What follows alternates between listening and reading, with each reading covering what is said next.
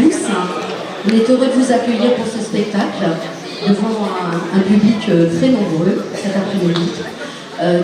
Avant de commencer, de vous présenter l'association, j'aimerais rappeler quelques règles de bonne conduite pour que le spectacle se passe bien. Déjà, on vous demande d'éteindre complètement vos portables parce que ça cause des interférences avec la régie.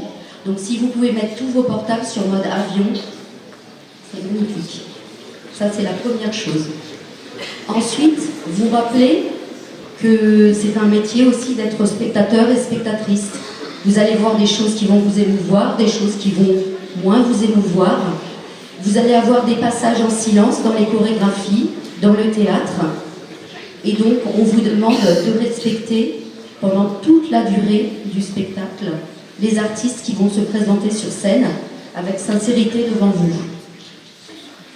Donc, on compte sur vous pour qu'il n'y ait aucun souci de ce point de vue. Ça, c'est la première chose. Voilà. Merci pour eux et elles. Donc, c'est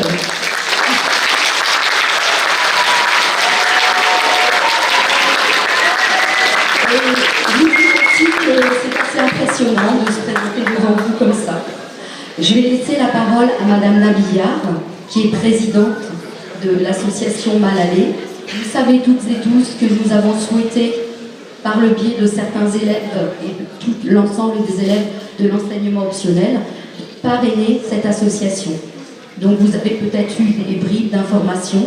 Donc Madame Nabillard va les compléter. Voilà, je vous demande de l'applaudir.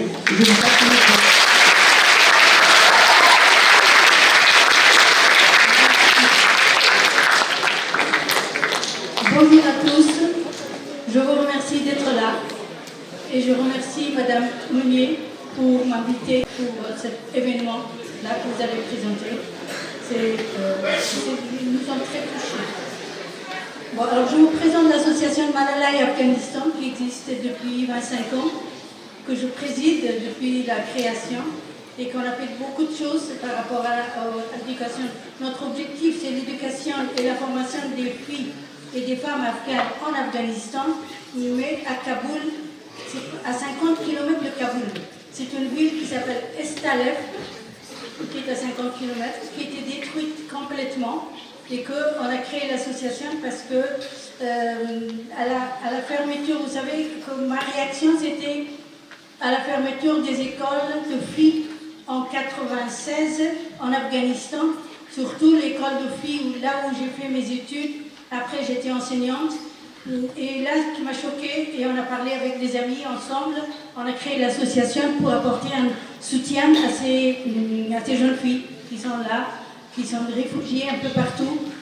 Et puis depuis, on a construit un établissement scolaire pour filles qui a quand même jusqu'à 2003, c'était inauguré, et à 2010, c'est devenu un lycée.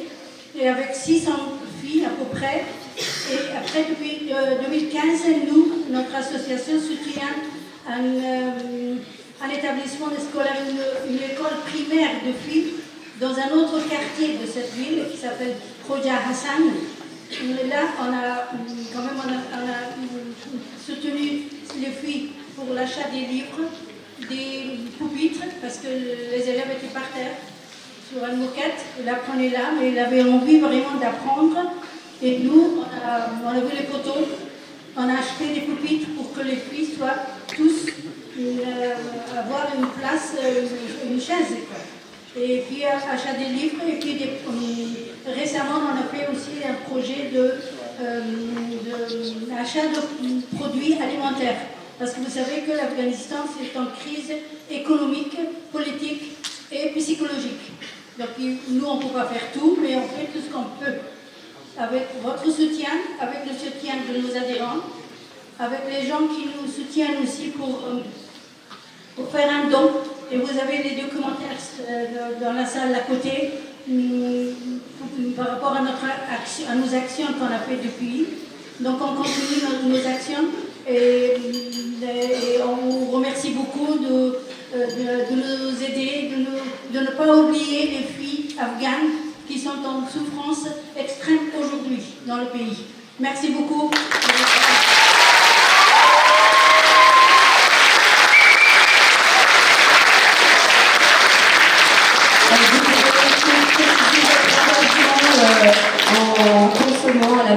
qui est à votre disposition juste après. Merci pour elle.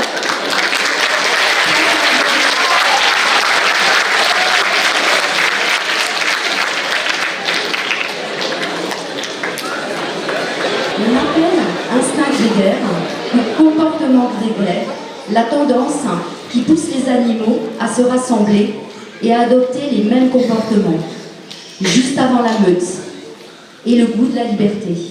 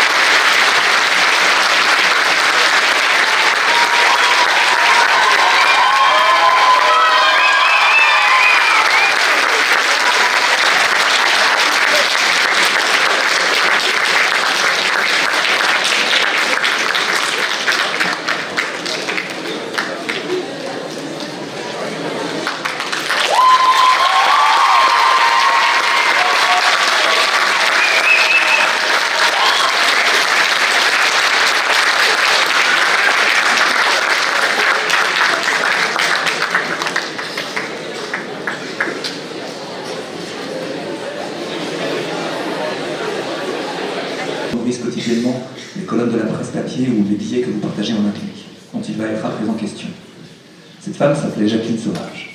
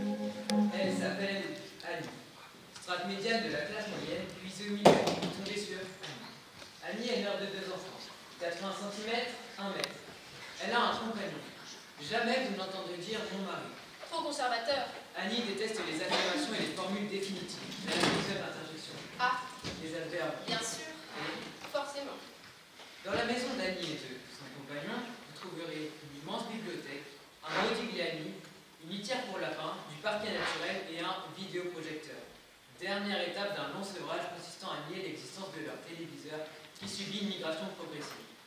Épicentre du salon dans l'axe canapé table basse, déplacement latéral de 2 mètres en faveur de la bibliothèque et au détriment des cervicales, retour au centre mais dans un placard, transfert dans quelques inavouables pièces ou sans milieu, mise à pied définitive dans le garage en prévision des jours où les enfants seraient en âge de fuir. Les soirs de finale, Annie décroche le Modigliani, son compagnon déroule l'écran du vidéoprojecteur de haut en bas avec des airs d'officiant. Explosion d'onomatopée. Les proportions sont sensations. Alignée comme au spectacle, l'assistance rectangulaire commente la qualité de l'image. Ce genre d'enveloppe officielle, Annie n'aime pas trop les ouvrir. Toujours peur d'une mauvaise nouvelle.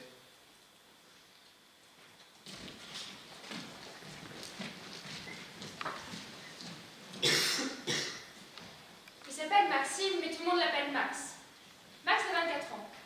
À la fin du collège, il s'est lui proposé un raccourci, un chemin de débardage pour monter droit à flanc de forêt, sans se perdre dans la sec.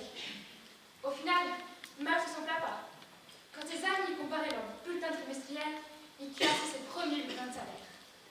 Maintenant que ses anciens amis sèchent des cours de psycho, il ouvre un PEL. Max ne dit jamais mes amis. Il dit les et il dit collègue, en prononçant tranquillement toutes les syllabes. Pour le reste, les autres mots, les autres phrases, Max préfère cabrer comme on lui a appris. Il prend des raccourcis. Les projections de Max? Pure voix avec les collègues. Tri dans une miette capitale. Maison rectile ouverte. Devant le courir, Max ne met pas l'âge. Il se dit, tiens, tous les coups j'ai fait une erreur.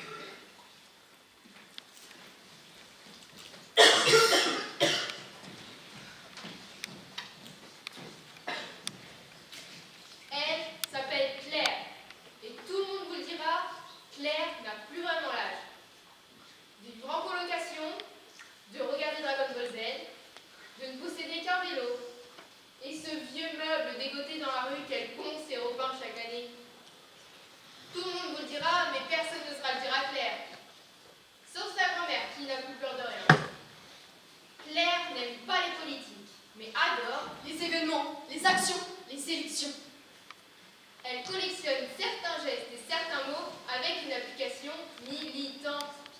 Claire a décidé de ne plus voyer personne, car, dit-elle, les spécificités françaises l'emmerdent. En ouvrant le courrier, Claire s'étonne. Elle ignorait que ça fonctionnait par tirage au sort. Parce que tu savais, toi? Il s'appelle Jacques, il s'intéresse beaucoup, tout court. Sa plus grande peur, ne pas comprendre le monde tel qu'il va. Jacques adore les notices, la mode d'emploi, les mises à jour, les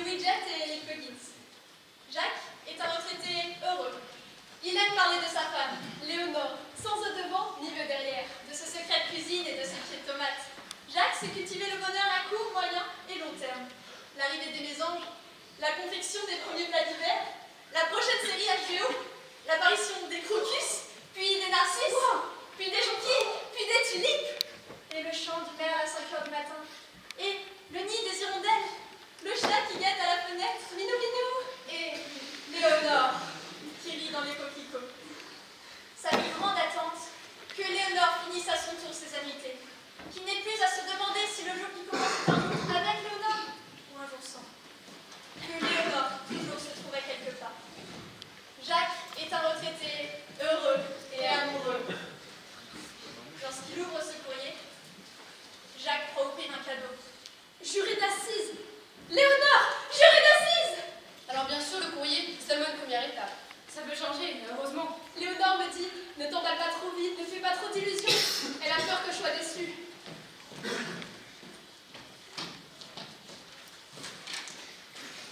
Quelques mois plus tard, ça prend forme. C'est le courrier. Affirmation. Léonore! Très tribunal.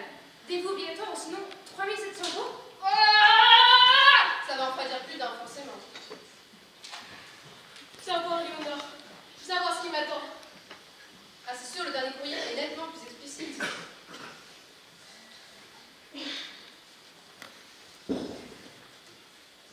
J'ouvre, je sors la paperasse. Lecture en survol et là... Non, meuf, pas possible! Évidemment, je connais l'affaire, tu crois quoi? Nom, sauvage, prénom, Pauline. Elle s'appelle Alice. Alice est satisfaite de tomber dans ce procès. Elle se sent à la hauteur de la situation, à moins que ce ne soit le contraire. Alice est de ces personnes confiantes, qui savent ce qu'elles valent. Un jugement rapide la ferait passer pour prétentieuse. Mais n'est-elle pas simplement qu'une jeune femme ne se défranche? C'est affaire de point de vue. Alice ne supporte pas les ordres de marche, les mouvements de foule, les slogans et la pensée unique. Elle se méfie des gens qui nourrissent un complexe d'infériorité. Elle sait qu'il fera retourner sous forme agressive. Une fois le document parcouru, Alice numérise sa convocation pour la mailer à son directeur de service avec satisfaction. Tu sens cette odeur? Depuis que je sais, je collectionne les coupures. Avec Léonore, on a enlevé notre carte du monde, la Michelin, celle qui prend tout le mur dans le bureau, pour coller des articles, faire un grand panorama. Tu sens pas? Bien sûr, pour nous, ce sera plus rapide. Nous devons juger cette femme une seconde fois. Dans la bouche de tes collègues, de la voisine du dessous, du boulanger qui prend la monnaie. Tu sens pas? Plus d'un an s'est écoulé, alors forcément. Tout le monde a son mot à dire. Le grand chenil. C'est sûr, c'est malsain. Mais moi, je ne peux pas m'en empêcher. Je tape son nom sur Internet. Je cherche à voir sa tête. Je cherche à voir la tête d'une femme qui aurait eu cette vie. Tout le monde fait ça, non? Non? Elle s'appelle Josette. Elle n'a pas l'âge de son prénom. Dès que Josette a su, l'évidence l'a frappée au cœur. Elle a décroché le téléphone et appelé Steph. Un réflexe idiot. Josette s'en est rendu compte au fil de la discussion et des silences de Steph. Une conversation mal filtrée, avec du marc qui se dépose au fond et qui donne cette texture âpre qui aboutit la vie.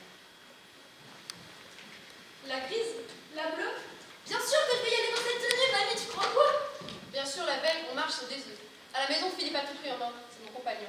Il a même changé la caisse du lapin alors qu'il est allergique au poil. Léonore me dit, Jacques, la cravate c'est trop, un coup à se faire récuser. Ce matin, je m'ai café, ça changerait, évidemment. Les collègues électrons, ils ont mis repas. Tendu toute l'affaire. T'as vu de la famille, des bocates. Halluciné, les collègues. Voilà, tout sobre, respectueux. Léonore m'a pris en photo avec la revue de presse derrière. Elle est aussi excitée que moi. Qu'est-ce qu'elle a maintenu, mamie? Qu'est-ce qu'elle a?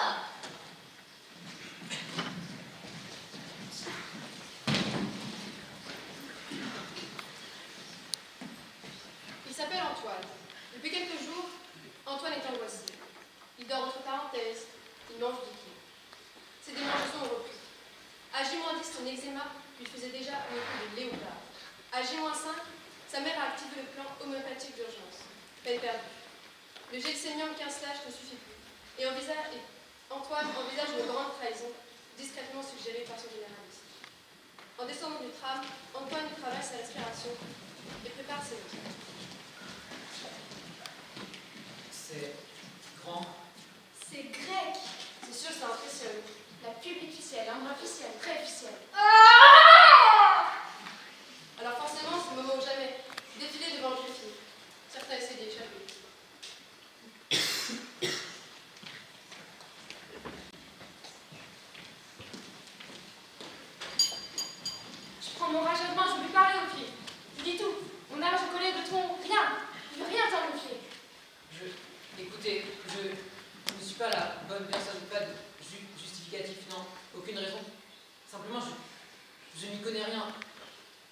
observer, mais parler, argumenter. Donc je laisse ma place, c'est mieux. Non. Dernier tirage au sort. Gardez-le, lui, ce pauvre loto. Bien sûr, je suis contente d'être sélectionnée. Un tel procès, forcément. Il s'appelle Jérôme et souhaite... Que l'on en finisse rapidement. Jérôme a déjà été juré d'assises. Ils se sont comme Bernard, son ami propre. Systématiquement convoqués pour les corrections des copies d'examen, tandis que d'autres ne veulent même pas la couleur d'une copie de bac et partent en vacances dès le mois de juin. En matière d'assises, Jérôme a perdu sa virginité. L'excitation des autres jurés lui est... Insupportable. Quand on l'appelle, Jérôme avance d'un pas décidé. Paraît-il que ça peut effrayer la défense.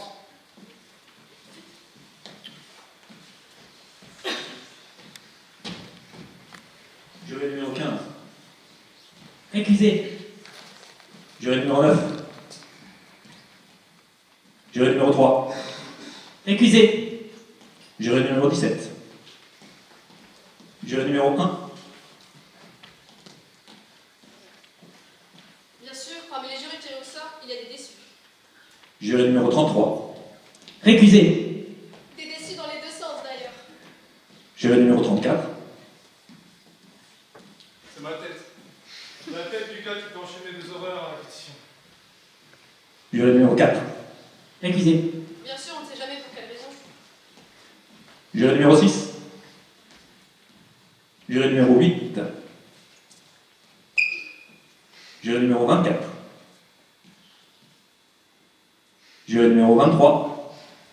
Récusé. Juré numéro 13. Juré numéro 35. Plutôt équilibré, pas mal de femmes. 9. 10 journalistes. 10. Lui, n'a qu'un de ses pieds, il lève la main, la droite. J'ai eu du mal en passant. J'ai eu du mal. Elle est toute grise. Une vraie pierre. Je crois que ce sont ces filles là-bas. C'est sûr, ça fait bizarre. Allez, c'est parti.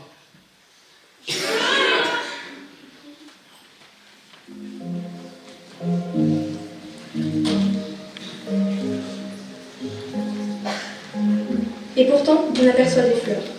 De jolies fleurs, d'automne, en massif, devant la maison.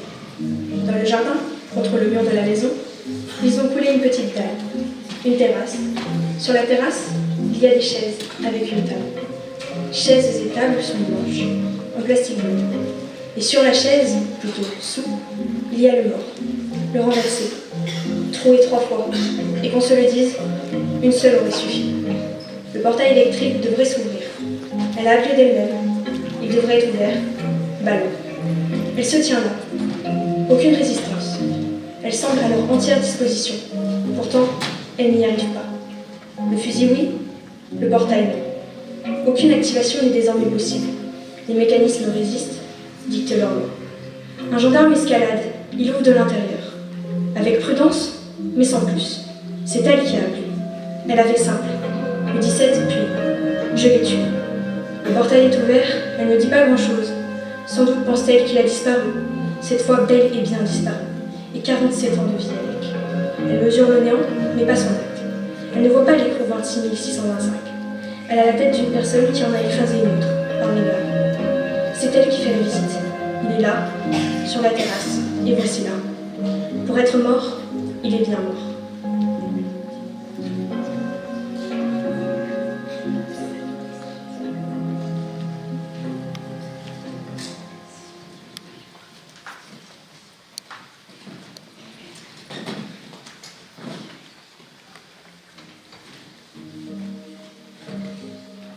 Pourquoi de dos? Pourquoi pas courir plutôt? S'enfuir? Appelez les gens d'armes. Numéro spécial, 08 machin, 3919. Toutes les solutions ont-elles été examinées avant de... Légal. Les solutions. 47 ans sans rien dire, sans rien tenter. Puis ça, et de dos, 10 fusils dans cette maison. 10. Pour moi, en vérité, c'est un gueux, tu vois, comme dans les films. En fait, non, c'est mort. Un fusil, Beretta. 3 coups, tous mortels. 3 coups dans le dos. Assis, l'homme. Assis, de dos. J'en ai une dispute de plus. Elle va s'enfermer dans sa chambre pour la sieste. Elle dit qu'elle a fait un cachet, un plus. Quelques heures après, le mari entre en force dans la chambre. Un coup supplémentaire, peut-être plusieurs. Une menace de mort, dit-elle. Qui peut vivre dans une maison avec 10 fusils? Monsieur et madame chasse. Madame vise le monsieur. Une fine Gâchette. C'est le mari qui a appris à sa femme comment tenir un fusil, comment viser juste. Qui peut vivre dans une maison pendant 47 ans comme ça? 4 enfants comme ça. Oh, si Léonore était là. C'est ma femme, je sais plus ce que je vous l'ai dit. On croit que c'est miné, mais ça continue. La liste des horreurs vécues par mes semblables. Oh, si Léonore Le fils était là. aussi. Tu y crois, toi? Il a préféré stylé. Entre autres, Il s'est pendu. ailleurs, dans sa maison. Il s'est pendu avant, mais elle l'a su après. Du tragique double épaisseur. Et le pire, c'est qu'il n'y a aucun lien. La mort du fils ne change rien à l'affaire. Un poids immense sur ses épaules de mère. Pour rien. C'est ce poids qui l'a fait ployer. La mort du monstre lui est légère. Le meurtre du monstre, du mari. À la barre, certains osent l'avouer. Vous savez qu'un jour, il y aura un drame. On savait, disent-ils. On savait que ce serait elle ou lui. Et il vaut mieux lui. Il y a ceux qui osent l'avouer. Depuis qu'elle a fait ça, c'est un soulagement. Cette phrase qui revient. Tout le monde savait. Et ce mot dans la bouche de tous ceux qui savaient. Famille, voisinage, autorité locale. C'est piqué. Compliqué de mettre le nez dans la merde des gens. De se mêler à... Peut-être c'est compliqué de se mêler. Par exemple, moi, je peux pas mais je peux pas. Alors bien sûr, maintenant, c'est à nous d'écouter ces horreurs.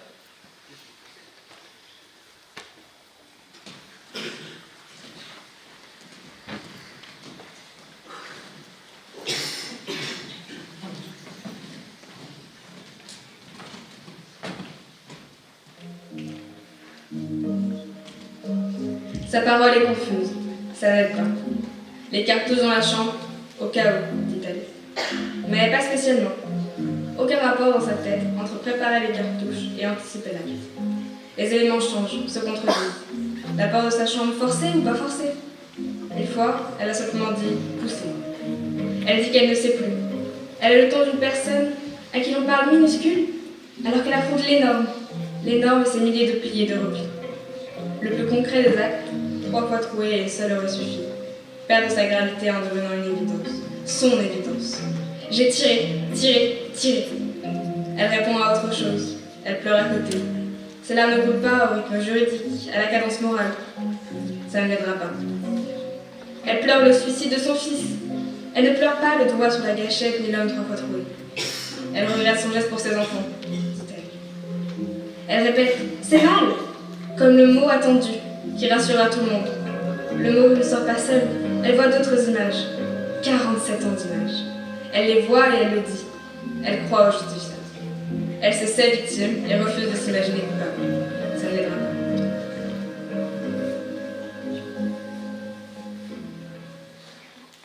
Ça revient. Au-delà de la violence, je veux dire. On ne sait plus que penser. Cette présidente, cet avocat général. Ce qui leur vient comme question. Ils nous refilent leur plus. Ils cherchent à nous faire douter Sacré démangeaison. dans leur petite mise en scène. C'est comment on dit déjà? C'est comment on dit? C'est liturgique. Rien pour nous d'une liturgie. Ils ont vraiment l'air perdus. Certains n'ont pas compris le principe d'un procès. Il faut rester focus. Léonore me le répète en boucle. C'est ma femme, Léonore. Pas tel en particulier. Rester focus. Ne pas se perdre dans les détails. Bien sûr, pour ce qui est des témoignages, nous sommes servis. Témoignages, expertise, contre-témoignages, on devrait s'estimer heureux. À peine j'ai une idée. À peine j'ai mon idée. Je dois 10 fois par jour. Bien sûr, ça part d'une bonne intention. Contourner les évidences, creuser, déboucher les biais. Moi, je trouve ça approprié. Les moyens sur ma partie, équilibré. Vous êtes sérieux? Vous regardez la faire tous les angles. Chacun nous unit là, tu m'as dit faire son pied net, humette. Je ne comprends rien à ce qu'il dit. Lumette. Sydney Lumette. Vous connaissez cette allumette, jeune homme? Vous trouvez dur si ce n'est pire. Pas du tout. Ce serait bien une première. Il faut garder les idées claires. Ces kilos d'innocence, de naïveté, ça me fatigue. J'appréhende la délibération. 2 heures de perdu, 3 parfois. Regardez le plan d'ensemble, se méfier des détails. Cette affaire est simple, extrêmement simple, pliée. Aucun d'entre nous ne la voit qu'elle est pliée, l'affaire. Venez, Ça m'épuise d'avance. Ma femme me dit toujours, venez. bien sûr, tout le monde se met d'accord sur le personnage du mari. Un homme violent qui faisait peur. Vous avez vu la première? La première instance, nous y avons accès. Le compte rendu est sur internet. Cherche 2 minutes, tu trouves. Que de personnes appelées à la barre pour parler du mari Là, c'est différent. Bien sûr, c'est fou. Est-ce que les témoignages de ce service? Difficile d'en mettre un peu. Quel doute. Je vais choquer tout le monde. J'aurais prévenu. Si on regarde les faits, en oubliant les paroles, seulement les éléments matériels. Je vous suis. Si on s'en tient aux faits pour la mère comme pour les filles, Les faits ne sont pas si parlants. Et voilà, la dernière couche. Tragique triple épaisseur. hélas, bien loin le résistant idéal pour ce... L'ex du fils, elle le dit bien. Elle pourrait pas le dire plus clairement, non? Les états dans lesquels elle a retrouvé sa belle-mère. Esquinté au visage, elle dit. J'ai dû faire les courses à sa place, elle dit. Ça compte ça, non? Ça compte. Ça compte, non? Oui, pour les écrimeaux, on manque de preuves. Et cette histoire de femme qui a souffert pendant 40 ans, c'est sans doute une vérité. Sans doute. Sans doute. Sans doute. Mais c'est une vérité qui manque de preuves. Une vérité qui manque de preuves pour des jurés d'assises. Celle du jour même, ça va, elle espère confirmer. Il s'est bien pris une veille. Rassuré? Vous pensez tellement haut. 47 ans de mot, c'est plus compliqué à déterminer. Voilà ce que monsieur. Jérôme, je m'appelle Jérôme. Dans quelques heures, vous serez tous contents de le savoir. Ça vous évitera de dire, vous là-bas, de m'appeler l'autre con. Moi, c'est clair. Aucune plainte officielle, c'est vrai. Faudrait savoir. J'essaie de prendre en compte tous les paramètres. Vous avez bien raison, Jacques. Quelques blessures à l'écaille cicatricielle. Elles pourraient être dues à des incidents très variés. Ça ne nous aide pas, quoi. On se demande ce qu'il vous faut. Le témoignage des filles, ça m'a vraiment mise mal à l'aise. Il y en avait une, vous voyez bien que ça débordait. Oui, comme une rage presque. C'est cela en fait, c'est bien le point que vous appelez Antoine. C'est exactement comme vous dites Antoine, une rage de viander de sa mère. Alors forcément, je sais pas vous, mais moi, je ne pouvais pas m'empêcher de penser, avec une rage pareille, qu'on est capable d'intervenir, non? Ça m'a simplement traversé très vite. C'est légitime face à ce genre de drame. Beaucoup de choses me viennent à l'esprit. Pourquoi jamais elles n'ont jamais parlé de ça avant?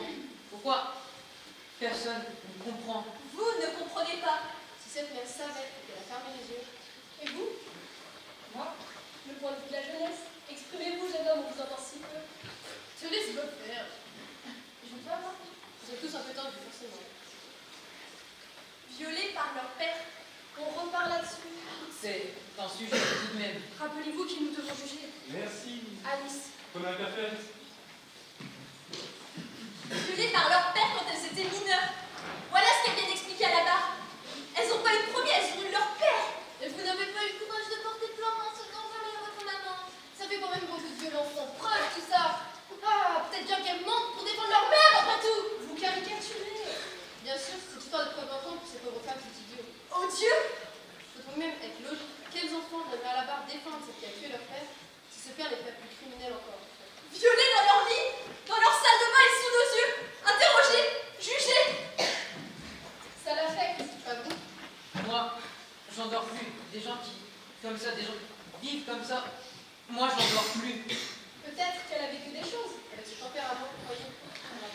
La théorie de Monsieur Jacques. La théorie de Jacques. Cette jeune femme, Josette, qui aurait peut-être vécu des horreurs elle aussi. Elle est un peu sur la réserve, mais elle a l'air d'avoir un caractère solide, ça m'étonne. Il y a vraiment des gens qui c'est compliqué de discuter. Et sauvage, elle en a du caractère sauvage. Tout ça vient d'ailleurs, c'est que c'est ça. Moi aussi, j'ai noté, mais je ne sais plus d'où ça vient. Elle avait m'entouré. La tresse. Un jour, elle a agressé la tresse. Absolument. Je l'ai sur mon calepin. Agression, poursuite en voiture de la maîtresse du mari avec une arme. Voilà. Voilà quoi? Le coup de la tresse. L'agression de la maîtresse. Avec ce caractère, elle claque la porte, voilà ce qu'il veut dire. Quand on a assez de caractère pour s'en prendre à la maîtresse de son mari, et plus tard pour sortir le fusil, sans doute qu'on en a assez pour claquer la porte et faire sa vie, non? Si vous le dites. Elle est où cette machine à café? Attention à non jeter de 2 euros. Je vous accompagne. Ne plus et rien dit Antoine, plus rien. Avouez que ce portrait de femme aimant la chasse, faisant des crises de jalousie. C'est tellement loin de l'essentiel. Faites un effort, Jérôme. Je vous ai prévenu, une perte de temps. Je me perds dans les détails. Oh, si je me perds dans les détails, il faut me le dire. Je détesterais me perdre dans les détails. Léonore aussi, ça l'a. Les circonstances aggravantes, c'est une vraie question. Pour vous alors? Waouh! Vous allez voir, sur ce point, nous allons tomber d'accord. Vas-y, meuf, dépouillez-moi. Elle le tue au fusil de chasse. Pourquoi? Elle est chasseuse, l'objet est à sa disposition et elle le maîtrise. C'est la seule réponse physique qu'elle trouve pour l'affronter. Bonne idée. Aucune prédisposition à la violence. Je suis seule à penser ça. Mais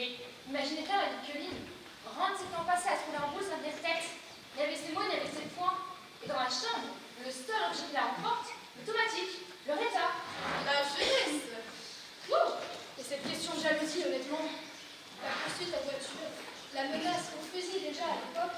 Facile. Elle oriente vers la maîtresse, la colère dont elle est incapable face à son mari. On dirait ma femme. Elle a fait des études de psychologie quand elle était plus jeune.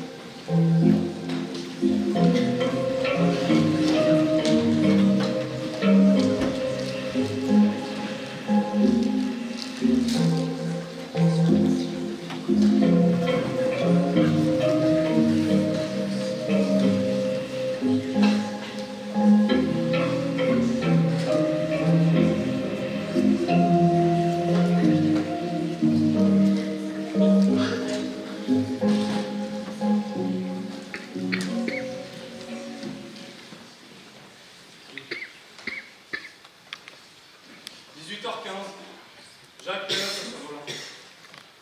Le vélo de Claire s'engage sur la piste cyclable.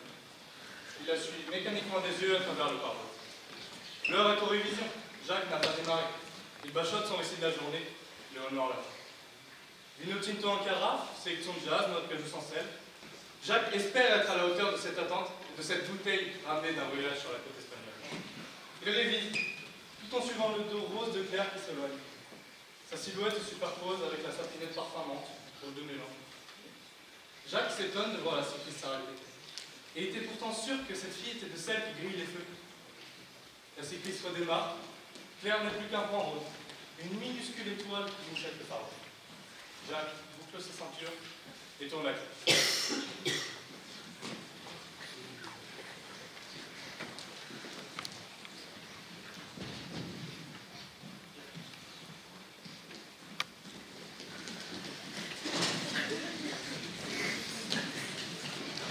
18h30. Ce n'est plus un bus à 7h, c'est un ventre surchauffé de boîte de nuit, des corps collés sur les décibels croisés de quelques smartphones.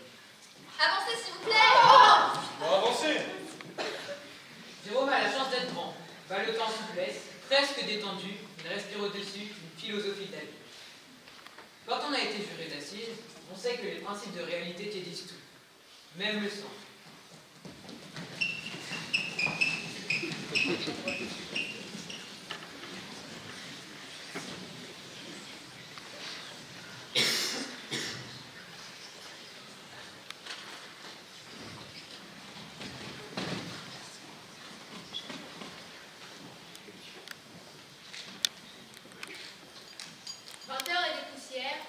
L'amour c'est toi, l'amour c'est moi, l'oiseau c'est toi, l'enfant c'est moi. Alice installe le plateau repas sur les genoux de sa mère. Oh le bateau dansant sur les vagues. Merci ma chérie. La cuillère plonge dans la soupe. Ivre de vie, d'amour et de vent. Son regard, lui, plonge en avant. Belle la chanson naissante des vagues. Car il faut bien les poser, les yeux. C'est chaud, maman?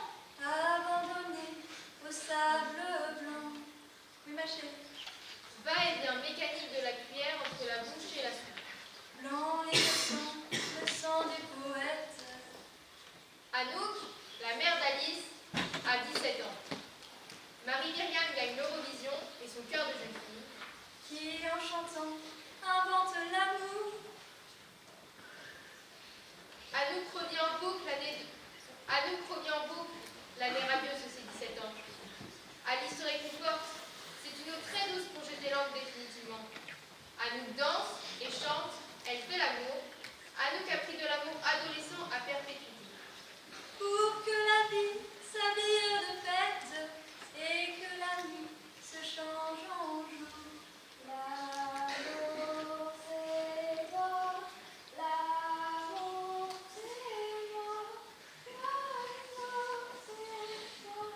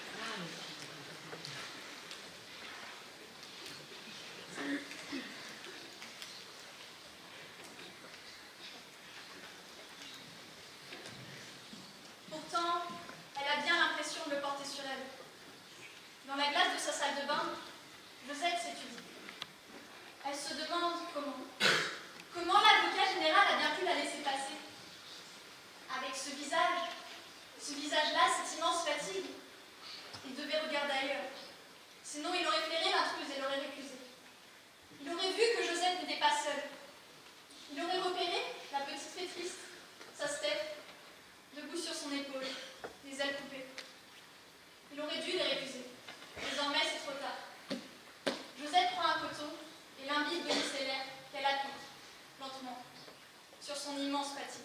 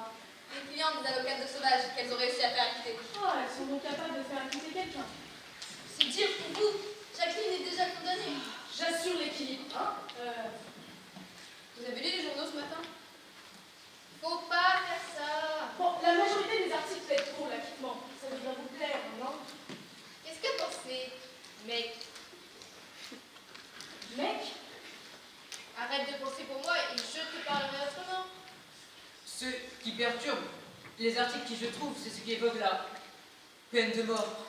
Mais tous les collègues, ils disent pareil. Genre libérer Cléline, c'est voter la peine de mort. Merci. Vu l'ambiance qui règne, je vous ai à peine évoqué le sujet. J'ai juste l'impression de ne pas pouvoir émettre le moindre avis sans se accuser de, je ne sais pas, du mauvais côté. Et encore, vous avez de la chance. Vous êtes une femme.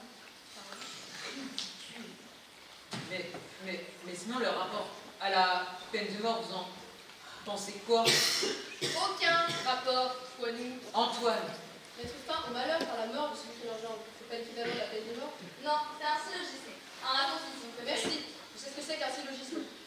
La peine de mort est une peine, donc une sanction. Elle n'a pas cherché à sanctionner son mari, elle a cherché à s'en protéger. Une tragique triple épaisseur.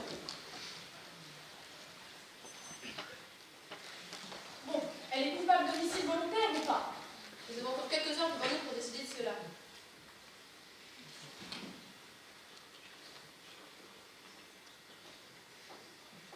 Elle l'aime ou pas?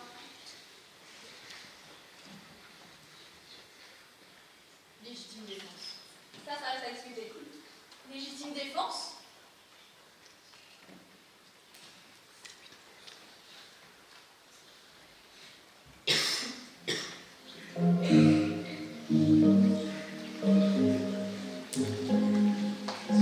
La nécessité de l'acte, la proportionnalité de l'acte et sa concomitance. La Sainte Trinité est rappelée. À la barre, dans les colonnes de la presse papier, dans les billets que vous partagez en un clic, c'est le grand mélange des genres. Le tribunal à l'échelle nationale. L'avocat général dit « L'acte n'est pas 1 concomitant, 2 proportionnel, légitime défense impossible. Quant à savoir si l'acte est 3 nécessaire, veuillez consulter les lumières. » Les avocats de Sauvage disent « La notion de concomitance entre l'acte n'a aucun sens dans le cas des violences conjugales. Un homme ou une femme battue est en état de détresse permanente, disent-elles. Un homme ou une femme battue a trop peur pour répondre coup pour coup, disent-elles. Dans la terreur de l'autre, la réponse différée est bien souvent la seule qui paraisse envisageable, disent-elles. La vulnérabilité du bourreau leur semble être l'unique occasion d'agir. Ce dos tourné qui vous choque est une évidence. Ça, elles ne le disent pas. Ce serait aller trop loin de dire « évidemment dans le dos tourné, évidemment quand assis avec plus de 2 grammes de whisky dans le sang ». Où sont les psychologues pour appeler le b.a.-ba de Nantel? L'avocat général dit « un coup de poing au visage face à 3 coups de fusil, serment pour le moins de dosage ». Les avocates de Sauvage répondent « il faut déplacer le point de vue. Ce n'est pas un coup, c'est 47 ans de coup. 47 ans sans preuve, ça, c'est l'avocate qui représente on ne sait pas bien qui. Manque de preuves matérielles, rappelle-t-elle, seulement des témoignages. Elle le rappelle dans une parenthèse en admettant néanmoins que, mais elle le rappelle. C'est son job. Les avocates de Sauvage, elles disent « là, on évoque seulement les violences physiques. Imaginons aussi les dommages psychologiques. La France a un train de retard pour reconnaître le syndrome de la femme battue, Élise. »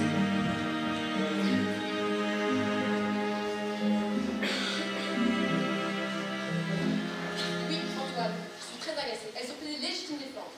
Que voulez-vous qu'on fasse avec ça? Encore, si elles avaient été raisonnables. Raisonnable. Il faudra bien choisir.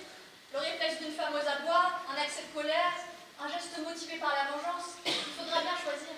Cela changera quelque chose, elle a tué de sang-froid. Cela ne changera rien. De sang-froid? Cette femme a tué, à bout portant, un homme assis à sa table de jardin. Pensez-vous que ce qui lui passait dans le cerveau à ce moment-là, dans votre millefeuille pour Psychologie Magazine, a changé quoi que ce soit à cette réalité quand vous devrez mettre votre verdict dans le mur? 3 coups de fusil, à bout portant, dans le dos d'un homme assis. Assis. Qui a le sang le plus froid, monsieur? Le mari qui donne des coups de pied dans le ventre de sa femme? Qui piétine sa femme entre le fromage et le dessert? Ou cette même femme qui se réveille au bout de 47 ans et trouve une réponse? Qui a le sang le plus froid? Le père qui enferme sa fille dans la salle de bain pour la violer? Ou cette femme qui se réveille au bout de 47 ans et trouve une réponse? Parce que vous estimez que ceci est une réponse. Parce que pour vous, vider le fusil dans le dos de quelqu'un est une réponse. C'est bien le meurtre, votre réponse. Ce jour-là, elle choisit le fusil. Comme tant d'autres fois, elle choisit le silence ou la position fétale sur le carrelage de sa cuisine. Voilà ma conviction. Vous avez de la chance. C'est une chance. Le doute doit profiter au prévenu, pas vrai, Tonio? Antoine. Je m'appelle Antoine. Il faut prendre du recul, même si c'est difficile. Vous proposez d'acquitter une personne, je n'ai en la tuer une autre, au motif d'avoir... Je n'ai pas encore proposé de la quitter. Prendrons-nous cette responsabilité? Je n'ai pas dit que je la quittais. On peut parler de menace. Donc, elle est coupable. Non plus. Elle est coupable d'homicide volontaire ou pas. Il nous reste quelques heures pour décider de ça. Elle l'est. Avec préméditation. Vous voulez rire? Sans préméditation. Légitime défense? Oui, pour moi, il y a légitime défense. Et vous la quittez? Je ne la quitte pas. Je l'amnistie. Je l'aide. Amnistier n'est pas du ressort de la justice.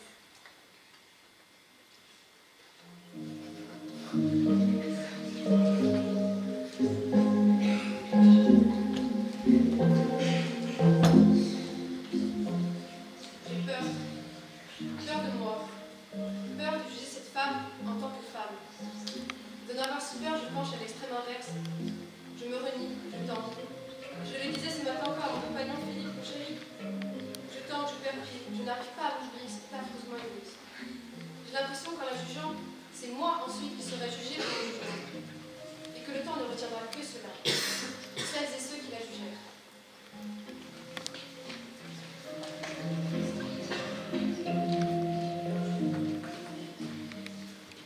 Ne pleurez pas, ce n'est rien. Maman a fini. Maman a fait une bêtise, elle méritait une punition. C'est quoi le pire? Je me demande. Que ce soit elle qui le leur dise? Que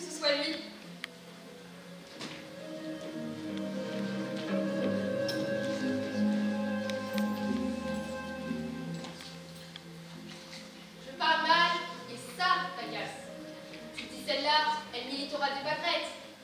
Je m'appelle Claire, et voilà ce que je pense. Le langage est le premier moyen de domestication. Des humains d'une manière générale, mais de nous, les meufs, en particulier. Et si tu crois que c'en est terminé tout ça, que plus personne n'attend d'une femme une langue élégante, une langue qui roule des hanches sur les trottoirs, maquillée, juste ce qu'il faut, si tu crois que c'en est terminé tout ça, alors dis-le à tes parents qui gardent ta petite fille. Dis-le aux professeurs, à tous ceux qui professent, à ce monde adulte penché au-dessus de ta petite fille. Crie-le bien haut pour avoir la certitude qu'elle n'entende jamais la chanson douce, la chanson du joli et du pas joli, la petite chanson composée exprès pour sa petite bouche de petite fille.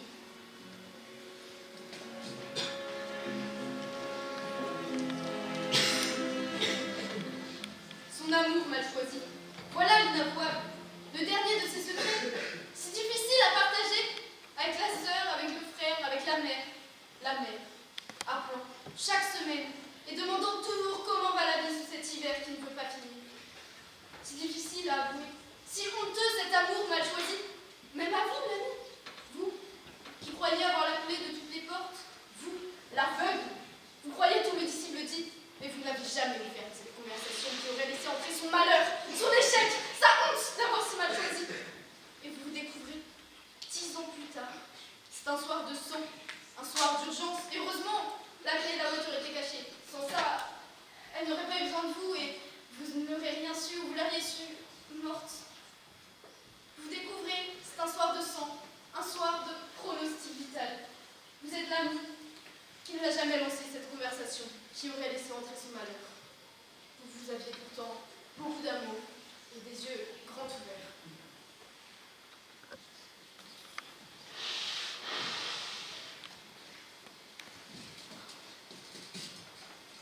Il ne faut pas tarder à ouvrir la salle. Vous ne restez pas attendre avec nous? Vous semblez tous décidés à jouer du corneille, je passe mon tour. Restez. Si vous ne restez pas, je suis seule. Incroyable. Bien sûr, pour vous, tout est réglé. Aucun dilemme moral. Restez. Nous réglons ça avant que nous enfermions cette salle. Morale, précisément. Aidez-moi, si nous ne réglons pas ça maintenant. Morale. Écoutez, lâche le morceau, va, lâche-le. Vous tournez en rond. Vous êtes coincés parce que vous opposez les deux plateaux de la balance. C'est bien le principe, non? D'un côté, une vie volée. De l'autre, une vie volée. 47 ans de sévices, quelques secondes de sérieux de bâti. Une violence contre une autre. Dilemme moral, comment sortez-vous de là? Du corneille, je vous dis. Évidemment! Et puis si en plus on se met à hurler, Redescends, mec, redescends. mec! Mais il vous faut quoi, vous deux, pour que le tragique commence? Vous le mettez où, votre fichu curseur? Mec! C'est 4 étages que tu montes pour nous parler. Redescends, rejoins les mortels. Ça te rendra peut-être écoutable. Et c'est de votre bouche qu'on va entendre des choses pareilles. Une femme réduite à flaquer son homme, ça te choque pas, mais si je te tutoie, ça te met à l'envers. C'est ça. Sortons. Plus tard. Plus tard, Nous sortirons plus tard, vous et moi. juste prendre l'air, s'il vous plaît. Si Nustar paraît, ça ne vous coince pas entre deux. Si Nustar paraît, ça ne vous tirerait pas. Vous confondez le droit pénal et la morale. C'est ça. Depuis hier, je pensais quelque chose comme ça. Vous aussi, Antoine. Vous nous imposez un dilemme que personne ne nous demande de résoudre. À quoi sert cette mise en scène dans la salle d'audience si nous ne sommes pas convoqués pour trancher un dilemme? Bien sûr, je sens beaucoup mieux quand mademoiselle prend les choses en main. Aidez-nous, vous. Moi, si on se dit... La seule chose à trancher dans un procès d'assises, c'est le doute que peuvent générer les faits. Et pour ce qui nous concerne, les faits sont clairs. Ils sont clairs, non? L'instruction n'a laissé aucun doute sur les faits reprochés à Madame Sauvage. Nous sommes bien d'accord? Qu'un doute très clair. Le droit pénal peut négocer avec l'incertitude. C'est précisément à cela que sert notre conviction, à trancher quand les faits ne sont pas clairs. L'impasse morale, non. C'est trop bancal. Ça ne peut pas être l'affaire du droit de l'instruction. Trop bancal. Trop bancal. Joli raisonnement. Car c'est un raisonnement, on est bien d'accord. Personne ici n'est dupe que ces deux-là raisonnent. Rassurez-moi. 2 phrases. Sans tu, sans mec, sans meuf. Je suis bluffée. Restez parmi nous, Jérôme. Je pourrais vous surprendre. Bon, calme. Bon, vous le prendrez mal, mais je vais vous dire quelque chose. Il va nous dire une chose. C'est le parler. Seulement si tu crois te battre. Arrêtez de me voyez? N'importe qui? Il faut se battre contre ces gens-là. Tu m'entends? Toute sa vie, il faut se battre contre le raisonnement logique et évident de ces gens-là. Laissez-le parler. Nous allons rejoindre les magistrats dans les salles là-bas. dans les salles de délibération, mais ils ne vous diront pas autre chose. Vous débattrez, certains longuement, mais vous finirez par vous ranger à cette idée. Alice a raison. Le droit ne peut pas s'entremettre avec la morale. Notre rôle ici n'est pas de mélanger les procès ou comparer les violences. Notre rôle est d'isoler les actes et de rappeler à tout le monde le code humain, y compris aux femmes battues. Il faut tout écouter. Les trois dimensions, meuf. Sinon, l'objet est incomplet. Poursuivez, Jérôme. Sinon, tu crois que tu as choisi. Que tu as vraiment choisi. Mais tu te trompes. Tu as décidé sans regarder l'objet dans toutes ses dimensions. Juste une décalcomanie. Allez-y, Jérôme. Vous voterez coupable. Oui, même vous voterez coupable. Parce qu'elle est vraie. Et vous ne voterez pas une peine aussi faible que vous le promettez depuis que vous avez mis un pied ici. Vous voterez une peine consistante. Parce qu'on vous parlera réellement de période de sûreté et aménagement. Nous allons rejoindre les magistrats dans les salles de délibération. Et vous entendrez alors une langue différente. Une langue qui vous fera sentir autre, à charge des missions. Celle de l'institution garante de l'ordre social. La langue qui préserve, qui veille et qui protège. La langue de ciment sans laquelle vous s'écrivez. La langue qui rassure et qui apaise. D'une minute à l'autre, cette situation complexe ira se simplifiant en idées claires et en aspects majeurs. Parce que, comme à chaque fois, le droit fournit une réponse. Et d'une minute à l'autre, vous verrez fondre vos interrogations, votre doute et votre dilemme. C'est sûr, ça va être plus facile d'aborder l'existence que ce regard-là. Écoutez pas, il se trompe. Je vais choisir, vous allez choisir, il se trompe. Il faut bien penser à la tête des relations. Et maintenant que vous l'avez dit, nous allons pouvoir nous débattre plus efficacement. Le dilemme était hors sujet, c'est une perte de temps. Tout simplement pour que nous venions ça au vert. La plus curieuse de nous deux, c'est elle. Vous faites peur parfois. Vous avez conscience de la brutalité de votre pragmatisme. C'est cela, précisément cela que je ne supporte pas au sein de votre sort. Regardez la salle qui s'ouvre. Et c'est fini son temps. Joseph, oh, je vous ai entendu tout à l'heure. Je vous dis les choses comme je pense. Vous et moi, on ne se connaît pas et nous n'avons pas besoin de nous connaître, ni de nous apprécier. Juste de prendre une décision ensemble. Je vous le dis, renoncez à comparer, à mélanger. Ce n'est pas votre ami que nous jugeons aujourd'hui. Ces mots sont parfaits. Je les répète, moi aussi. Depuis des semaines, je révise ma leçon. Je les répète et ça ne change rien. Parce que vous voyez, Alice, je ne compare pas Jacqueline et Steph. Je les superpose. Et quand je les superpose, les mesures sont si exactes que rien ne déborde. Sinon ce fusil que l'une a tenu et l'autre pas, rien ne déborde. Les mêmes vies se répètent, accoudées à l'évier de la cuisine, de la salle de bain. Les mêmes manches. Les mêmes gestes pour descendre les manches de la chemise. Les mêmes excuses souriantes pour justifier ce bleu que l'on n'arrive pas à cacher parce qu'il fait chaud, que l'on crève sous une misère de vêtements. De petites blagues et de pansements dérisoires, de sourires. Parlez d'amalgame, je vous parle d'une éternelle répétition. Excusez-moi d'avoir imaginé un instant pouvoir remettre le pied dans l'engrenage. Mais vous l'avez dit, il y a une différence. Votre ami l'a pas tué. Beaucoup d'intelligence, mais une extraordinaire naïveté. Son ami l'a pas tué. Mon ami n'avait pas de fusil. Allons-y. Venez, mais le temps. Allez, appelez. C'est fini.